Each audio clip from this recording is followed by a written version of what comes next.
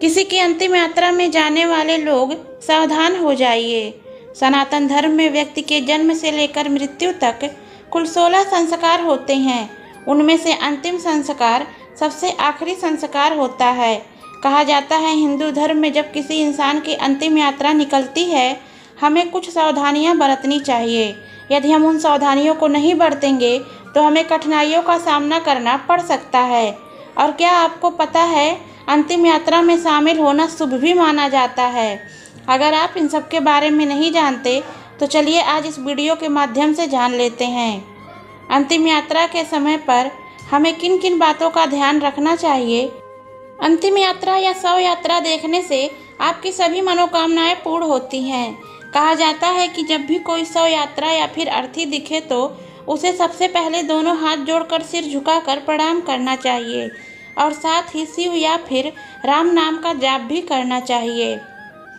शास्त्रों के अनुसार जब मृत आत्मा संसार छोड़कर जा रही होती है तो वह अभिवादन करने वाले इंसान के तन मन से जुड़े सभी दुख और कलेश अपने साथ हर कर ले जाती है। एक अंतिम यात्रा में शामिल होने वाले व्यक्ति और अर्थी को कंधा देने वाले व्यक्ति को ऐसा करने के बाद किन किन बातों का ध्यान रखना चाहिए।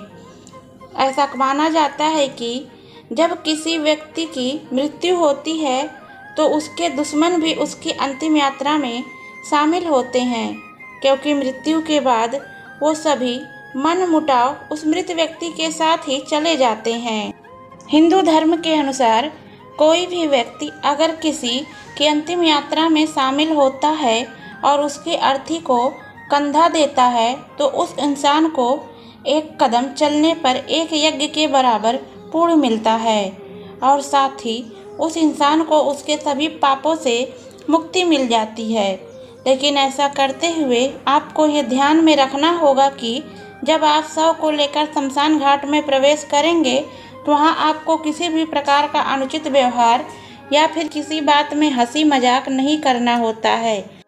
अगर कोई भी व्यक्ति इस तरह का कोई भी अनुचित व्यवहार या अनुचित गतिविधियां करता है तो समय आने पर उसे भगवान को इसका जवाब देना होता है। साथ ही उसे ये भी समझना चाहिए कि उसे भी अंतिम समय में यहीं पर लाया जाएगा। इसके बाद अंतिम संस्कार में शामिल हो रहे सभी लोगों को ये भी ध्यान में रखना चाहिए कि अंतिम संस्कार होने के बाद बिना मुड़े किसी नदी या फिर तालाब में वस्त्र पहनकर ही स्नान करना चाहिए और मृत व्यक्ति के नाम पर जल अर्पण करना चाहिए और ऐसा करते हुए बिना कुछ बोले घर की ओर चल देना चाहिए।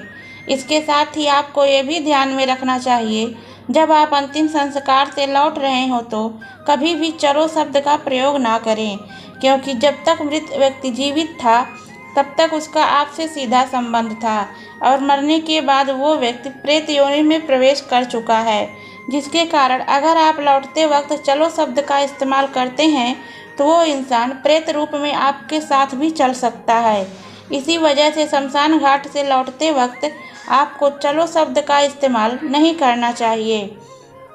शास्त्रों के अनुसार एक नियम यह भी है कि जो व्यक्ति ब्रह्मचर्य का पालन करते हैं वह व्यक्ति अपने माता पिता या फिर गुरु के अलावा किसी अन्य के शव को कंधा नहीं दे सकते और न ही किसी व्यक्ति की शव यात्रा में शामिल हो सकते हैं।